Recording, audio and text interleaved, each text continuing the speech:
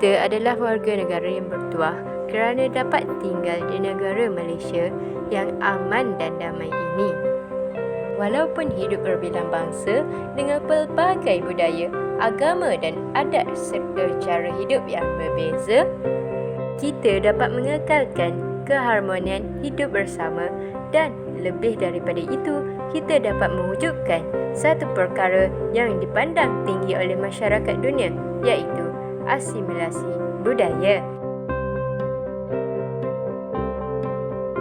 Asimilasi budaya ialah proses percantuman atau penyatuan antara golongan etnik yang berlainan menjadi satu dalam kesatuan sosial serta budaya yang sama.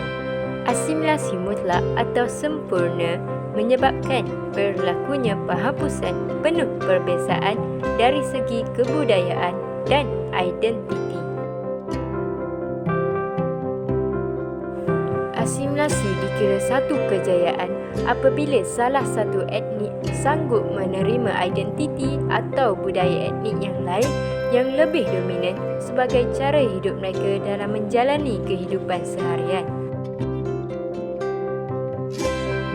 Asimilasi tidak memerlukan proses perkahwinan, sedangkan kahwin campur memerlukannya.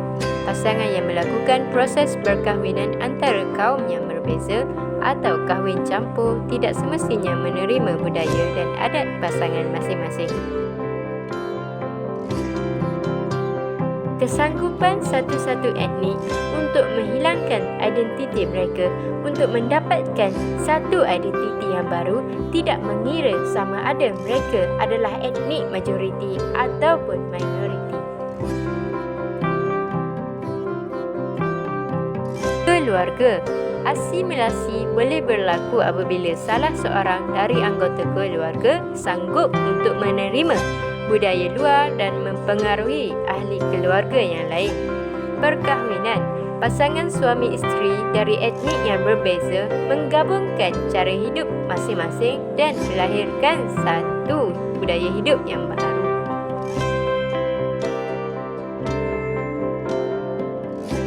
Mengukuhkan perpaduan kaum antara masyarakat di Malaysia, mengurangkan perselisihan dan meningkatkan persefahaman, sifat mementingkan perkauman pudar.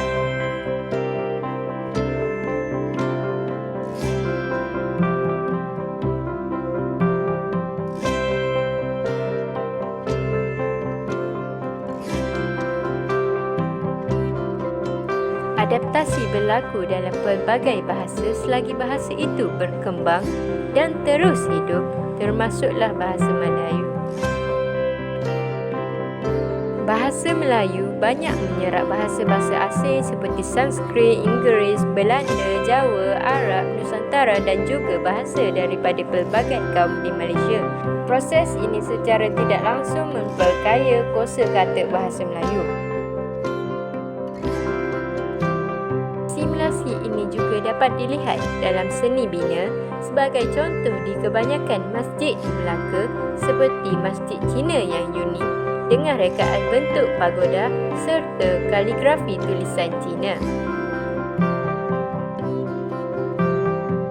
Kepelbagaian masakan dari kaum yang berbeza dapat dinikmati walaupun bukan masakan dari kaum masing-masing. Contohnya, orang Melayu dan Cina menikmati makanan India seperti roti canai, orang India dan Cina menikmati nasi lemak dan sebagainya. Lebih menarik pula apabila sesetengah bangsa atau etnik gemar menikmati makanan ruji satu bangsa yang lain. Contohnya di Kelantan, terdapat pengusaha budu berbangsa Cina yang menikmati budu dalam hidangan mereka setiap hari. Tulisan khot dan kaligrafi Cina serta seni-seni tulisan yang lain sepatutnya dipelajari oleh setiap masyarakat tanpa mengira bangsa kerana ia merupakan harta peninggalan nenek moyang yang sangat berharga. Jika ia tidak dipelajari dan ia diendahkan, seni tulisan ini mungkin akan hilang dimakan masa dan tidak dapat diketahui oleh generasi-generasi yang akan datang. Asimilasi dalam perkahwinan yang tidak melibatkan kahwin campur yang jelas dapat dilihat pada bangsa Melayu ialah penggunaan inai yang berasal dari bangsa India oleh masyarakat Melayu sebelum atau pada hari perkahwinan. Jika melibatkan kahwin campur pula, kita dapat melihat kelahiran-kelahiran etnik baru yang mengamalkan kedua-dua budaya pasangan masing-masing, contohnya seperti baba nyonya, citi dan lain-lain.